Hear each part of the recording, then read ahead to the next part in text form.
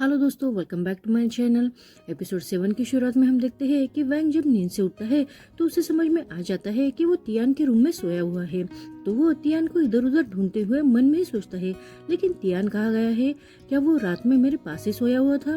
और वो जल्दी से उठकर अपने रूम में जाने लगता है तो उसे समझ में आ जाता है कि वो अराउज हुआ है। तभी उसे तियान की आवाज आती है तो वो तियान की आवाज सुनकर अपने आप को चादर से कवर कर लेता है। तियान उसे कहता है, क्या मेरा बेड इतना कंफर्टेबल है कि तुम कल रात यही सो गए? तो वैंग एम्बेरस होते हुए उसे कहता है, ज्यादा हवा में मत उड़ो, मैं तो बस एक रात के लिए ही यहाँ सोया था। और वो वहाँ से उठकर अपने रूम में जाने लगता है। पर तभी वो मन में ही सोचता है, कल रात मैं यहाँ सोया था और अब चुपके से यहाँ से जा रहा हूँ। चुपके से मैं ऐसे क्या नॉनसेंस बातें सोच रहा हूँ। अब वो सामने दिखता है तो उसे वहाँ तियान नहीं दिखाई देता। तो वो मन में ही कहता है, तियान कहाँ गया होगा?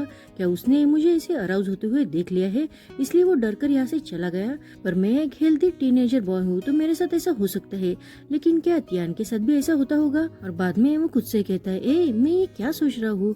क्या मैं अभी भी सपने में हूँ? वैसे भी वो अब यहाँ नहीं है तो मुझे यहाँ से जल्दी से निकलना चाहिए।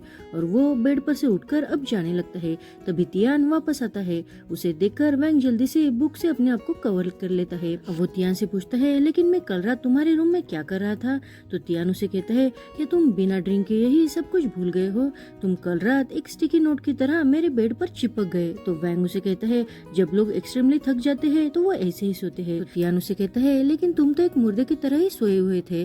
तो वैंग उसे कहता है, तुम कल रात की बात भूल क्यों नहीं जाते? तुम तो अच्छे इंसान हो ना? तो तियान उसे कहता है, फिर से भूल जाओ?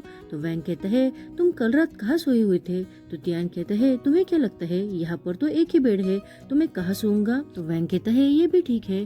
अब तियान उसे कहता है, तुम जल्दी से फ्रेश होकर नीचे ब्रेकफास्ट के लिए चलो। वैंग उसे कहता है, लेकिन मैं अभी रेडी नहीं हूँ। अब तियान को समझ में आ जाता है कि वैंग अराउज हो चुका है, तो वो उसे देखकर अनदेखा करते हुए कहता है, मैं बाथरूम में जा रहा हूँ। अब उसके बाथरूम में जाने के बाद वैंग भी जल्दी से अपने रूम में आ जाता है। वो अपनी इस हालत पर बहुत ही एम्बेरस हो चुका था।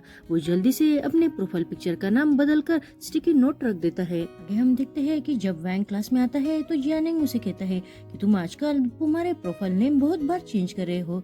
तो वैंग कहता है, क्यों? तुम्हें उसकी क्यों चिंता हो रही है? तो जियानिंग कहता है, मुझे नहीं, लेकिन लिटिल पेपर को। यानी वो वहाँ जिया की बात कर रहा था। अपना नाम सुनकर जिया रुकते हुए कहती है, तुमने मेरा नाम क्यों लिया? तो वो कहता है, मैंने तो बस वैंग से ये कहा कि कोई तुम्हारी प्रोफाइल पिक्चर देखकर कह रहा था कि वैंग बहुत ही हैंडसम है और पढ़ाई में तो बहुत अच्छा है।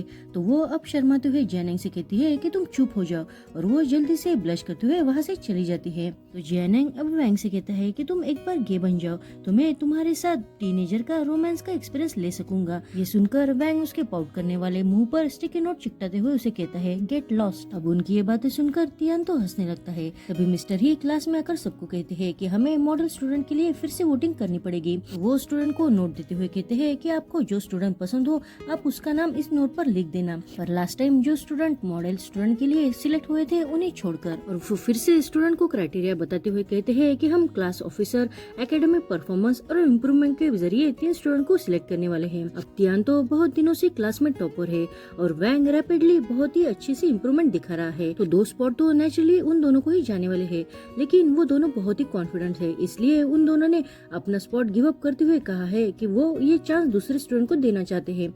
अब ये सुनकर सारे स्टूडेंट शॉक होकर उन दोनों की तरफ देखने लगते हैं। अब मिस्टर ही टॉप रैंकिंग की वजह से ली जिया को एक स्पॉट देते हैं। अब ये सुनकर जियानिंग तो बहुत ही खुश होता है। तभी वो कहते हैं कि जियानिंग तुम्हें दूसरा स्पॉट मिलता है क्योंकि तुमने बहुत ही इम्प्रूवमेंट दिखाई है। अपना नाम सुनकर जियानिंग तो पहले बहुत ही शौक होता है, लेकिन बाद में वो बहुत खुश होकर वैंग से थैंक यू कहता है। तो वैंग भी उसे सच्चे दिल से कांग्रेट्स करता है।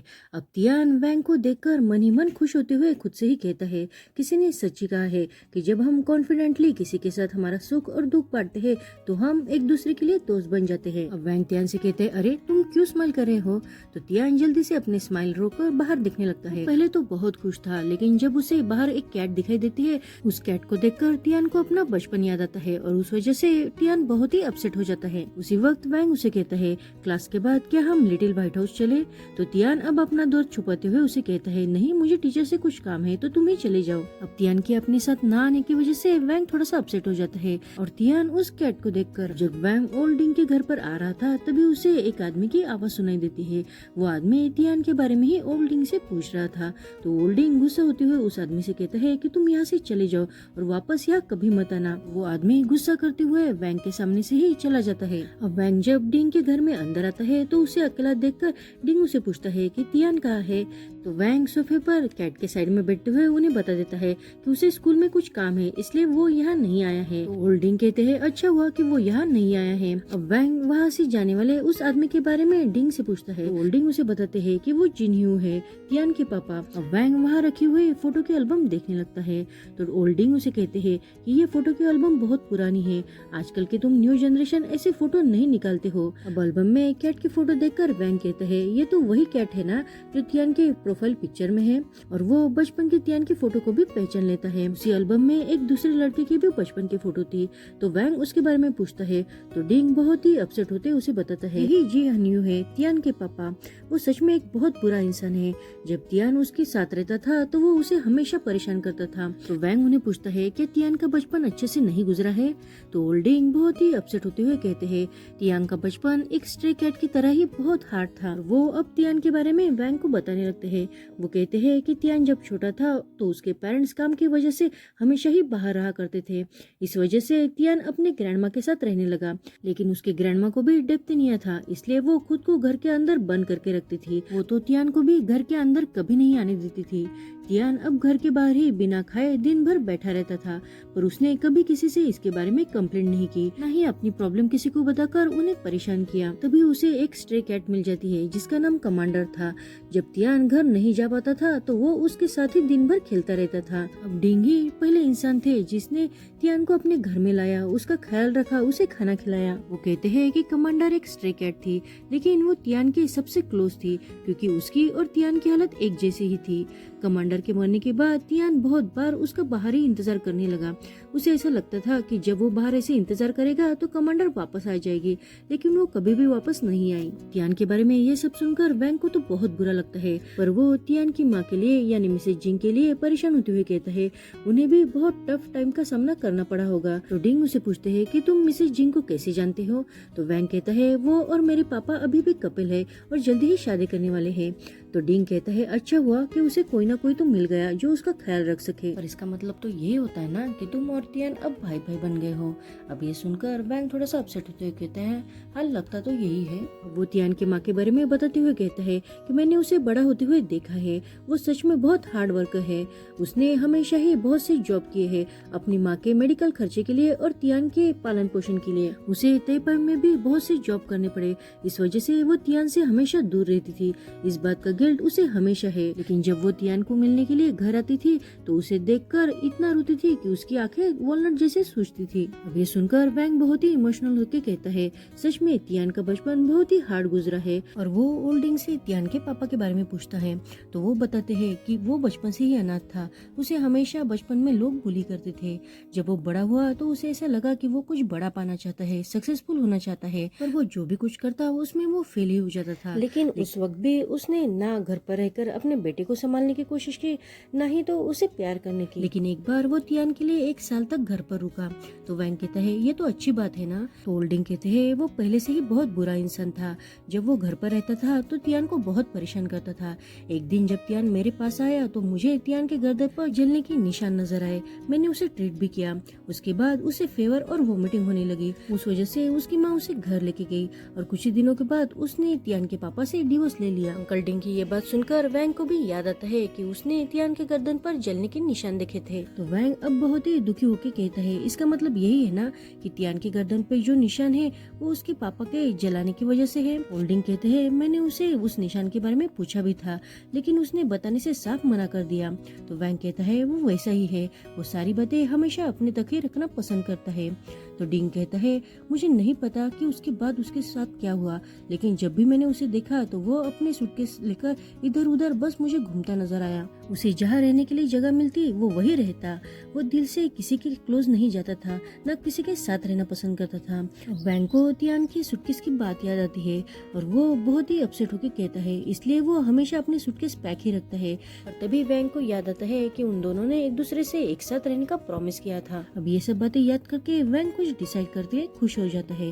तभी उसे जियानिंग का मैसेज आता है। जियानिंग ने उसे कहा था जल्दी से क्लास में आ जाओ क्योंकि प्रेजेंट ही होने वाली है। इस तरफ हम देखते हैं कि तियान वैंग के लिए बहुत ही परेशान था क्योंकि वो अभी तक क्लासरूम में नहीं आया था। वो वैंग के लिए परेशान होते हुए बस उसका ही इंतजार कर रहा था।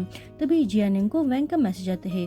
वैंग कहता है प्लीज आज के दिन मेरे लिए कवर करो। तो जियानिंग उसे मैसेज करके कहता है मैं टीचर से कह दूंगा कि तुम हेल्थ सेंटर गए हुए हो। तभी क्लास में समझ में आ जाता है कि जिनहो भी प्रेजेंट नहीं है। तभी जियानिंग तियान से कहता है कि मैंने उसे जिनहो के साथ देखा था। उसकी बात सुनकर तियान वैंग के लिए बहुत परेशान हो जाता है और वो बिना टाइम बर्बाद किए जल्दी से वैंग को ढूंढने के लिए क्लासरूम से चला जाता है। वैंग को स्कूल में सारी जगह पर ढूंढने लगता है। दूसरी तरफ वैंग जब स्कूल के कैंपस में आता है तो उसे ऐसा लगता है कि कोई दो लोग उसका पीछा कर रहे हैं। अब तियान मिस्टर झाओ के शॉप पर आकर वैंग के बारे में पूछता है तो वो कहते हैं लेकिन मैंने तो उसे आज देखा ही नहीं, लेकिन जिन दो लोगों को तुमने पकड़वाया था मैंने आज उन्हें देखा है। अब ये सुनकर तियान तो और भी परेशान होकर वैंग को जल्दी से ढूंढने के लिए निकल पड़ता है। तियान जब वैंग को ढूंढ रहा होता है तभी वैंग पीछे से आकर उसे डरा देता है। तो तियान उसे पूछता है तुम यहाँ क्या कर रहे हो। और वैंग उसे कुछ भी नहीं कहता। लेकिन तभी हमें पास का एक सीन दिखाया जाता है। एक्चुअली जब वैंग को लगता है कि कोई दो लोग उसका पीछा कर रहे हैं तो वो लोग कोई और नहीं तो झाउशी और लिंजी होते हैं। झाउशी उसे कहता है क्या तुमने तियान के पापा को देखा। तो वैंग कहता है हाँ मैंने अभी भी उन्हें लिटिल व्हाइट हाउस देखा है। तो झाउशी उसे कहते हैं मुझे लगता है कि उसके पापा तियान को हमसे दूर लेके जाने वाले हैं, इसलिए वो यहाँ आए हैं। हमने उन्हें कल ही स्कूल के कैंपस में देखा था। हमें तियान को उससे प्रोटेक्ट करना होगा और ये काम तुम अच्छे से कर सकते हो। हम किसी भी हालत में तियान को उसके पापा से नहीं मिलने दे सकते। अब वैंग सब समझता था तो वो कहता है मैं तियान को प्रोटेक्ट करूंगा, तुम चिंता मत करो। उनके वहाँ से जाने के बाद वैंग को जियानिंग का मैसेज आता है। जियानिंग ने उसे बताया था कि तियान तुम्हें ढूंढने के लिए ही क्लासरूम से बाहर चला गया है। अब ये मैसेज पढ़कर वैंग भी तियान को ढूंढने लगता है। तभी उसे थोड़ी देर बाद तियान मिल जाता है, लेकिन वो तियान के सामने नहीं आता और जल्दी से छुप जाता है। तियान के बारे में सोचते हुए वो खुद से ही मन में कहता है कि सारी दुनिया ने जब मुझे अकेला छोड़ दिया था बहुत ही अपसेट हो गया था, लेकिन मुझसे भी वर्स्ट कंडीशन किसी और की थी। उसे तो रहने के लिए घर भी नहीं था। वो इंसान खुद इतनी मुसीबत में होने के बावजूद भी मेरी फिक्र करता है, मुझे प्रोटेक्ट करता है। और वो ऐसा सोचते हुए जल्दी से तियान के सामने आ जाता है। सीन प्रेजेंट में शिफ्ट होता है। तियान उसे कहता है तुम कहाँ थे, तुम्हें पता नहीं है क्या कि प्रेजेंट ही होने वाली है। पर वैंग इमोशनल होते हुए उसे कहता है आज के बाद मैं हमेशा तुम्हारे साथ ही रहूंगा। ये सुनकर तियान तो बहुत ही शॉक हो जाता है। अब वैंग उसे क्लासरूम में लेके जाने वाला होता ही है, तभी उसे पीछे तियान के पापा नजर आते हैं। तो वो जल्दी से उसका हाथ पकड़कर उसे स्कूल के गेट के पास लेके आता है। वो तियान से कहता है क्या तुमने इससे पहले स्कूल स्किप किया है। तो तियान कहता है नहीं। तो वैंग उसे गेट पर चढ़ने के लिए कहता है, लेकिन तियान उसके साथ आर्ग्यू करने लगता है। तभी सिक्योरिटी गार्ड आते हैं। उनके आने से पहले ही अब वो दोनों जल्दी से गेट पर चढ़कर स्कूल से बाहर आ जाते हैं। दूसरी तरफ हम देखते हैं कि मिसेस जिंग तियान और वैंग के बारे में पूछती है। तो जियानिंग कहता है कि वो दोनों हेल्थ सेंटर गए हैं। मिसेस जिंग कहती है मैंने फोन करके वहाँ पूछा है, लेकिन वो दोनों वहाँ नहीं है, इसका मतलब तुम झूठ बोल रहे हो। बेचारे जियानिंग को उन दोनों की वजह से पनिशमेंट मिलती है। जियानिंग पनिशमेंट में हॉर्स बना होता है, तभी उसकी पैंट फट जाती है। उस वजह से सारा क्लास उस पर हंसने लगता है। आगे हम देखते हैं कि वो दोनों स्कूल बंक करने के बाद अब नदी के किनारे आ जाते हैं। वैंग तो भागते भागते ही वही गिर जाता है। तो तियान उसकी मदद के लिए अपना हाथ आगे बढ़ाता है, लेकिन वैंग उसका हाथ खींचकर उसे ही नीचे गिरा देता है और वो दोनों हंसने लगते हैं। तभी वैंग कहता है मैंने ऐसा सुना है कि जहाँ हम गिरते हैं वही हमें थोड़ी देर रुककर आराम करना चाहिए। अब वो दोनों उसी जगह पर लेट जाते हैं। तभी वैंग कहता है आज मुझे पहली बार ऐसा लग रहा है कि हम दोनों सेम एज के हैं। अब तियान उसे कहता है लेकिन तुम आगे कहाँ जाने वाले हो। तो वैंग उसे कहता है मैं तुम्हें सोच के बताऊंगा, पहले यहाँ का नजारा तो एंजॉय करो। और वो दोनों वही बैठकर वहाँ का एटमॉस्फेयर एंजॉय करते हैं। आगे वो दोनों एक साथ साबुन के बलून उड़ाते हैं, रियल बलून फोड़ते हैं, गॉगल लगाकर रास्ते पर घूमते हैं, आइसक्रीम खाकर बहुत एंजॉय करते हैं और वो फिर से नदी के किनारे आ जाते हैं। वहाँ उन्हें उन दोनों के पेरेंट्स हाथ एक दूसरे का हाथ पकड़े हुए घूमते नजर आते हैं। वैंग तो बार बार अपने पापा के पास जाने की कोशिश करता है, लेकिन तियान उसे हर बार रोक के पेड़ के पीछे छिपने को कहता है। आखिर वो देखता है कि उसके पापा अब तियान की माँ को प्रपोज कर रहे हैं। वो जल्दी से अपने पापा के पास जाने लगता है, लेकिन तियान उसका हाथ पकड़कर उसे वहाँ से लेके चला जाता है। दूसरी तरफ हम देखते हैं कि स्कूल में जियानेंग की फटी पैंट को सीते हुए जिया उसकी मदद कर रही थी। तभी जियानेंग उसे कहता है, मैं तुम्हारी भी मदद कर सकता हूँ, मैं शेन को ये बता दूंगा कि तुम उसे बहुत पसंद करती हो। हम देखते हैं कि तियान और वैंग ब्रेसलेट शॉप पर आते हैं। तभी वहाँ का ओनर उन्हें कहता है कि ये ब्रेसलेट तुम अपने फ्रेंड को दे सकते हो, फैमिली मेंबर को दे सकते हो या तुम्हारे लवर को दे सकते हो।